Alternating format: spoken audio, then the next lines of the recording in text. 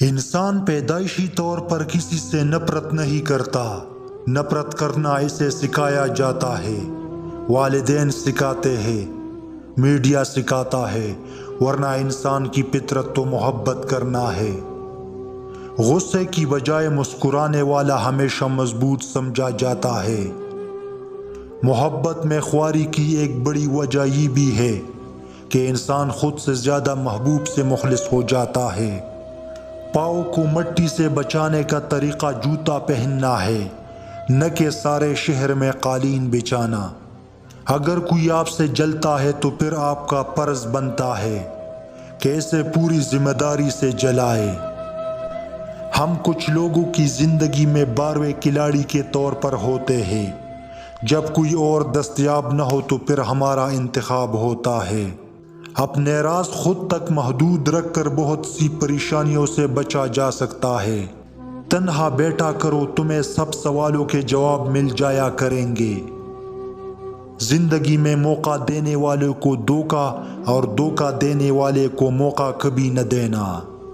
منزل ملے نہ ملے بات کی بات ہے، ہم کوشش بھی نہ کریں یہ غلط بات ہے۔ ہمیشہ خوش رہے، خاص طور پر ان کے لیے جو آپ کو خوش دیکھنا چاہتے ہیں۔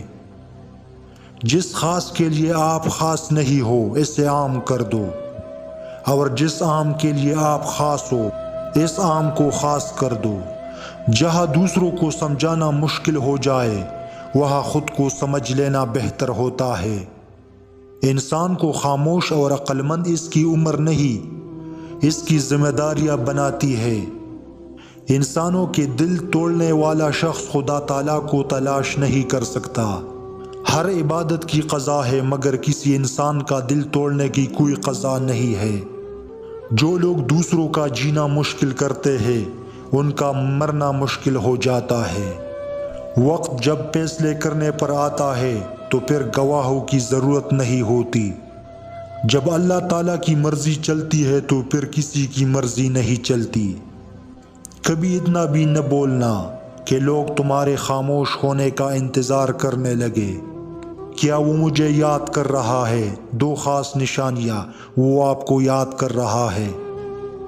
جب وہ آپ کا ذکر اپنے عزیزوں میں کرنے لگے، اگر وہ آپ کو ہر وقت یہ بولے کہ مجھے آپ کی یاد آتی ہے تو پھر یہ باتیں سچی ہوں گی، کیونکہ اظہار کرنا بہت مشکل ہوتا ہے۔ کسی کو دکھ کبھی مت دو، کیونکہ دنیا مکافات عمل ہے، ہر عمل پلٹ کر آتا ہے۔ وہ لوگ تمہاری قیمت کبھی نہیں جان سکتے جن کو تم ہمیشہ دستیاب رہتے ہو۔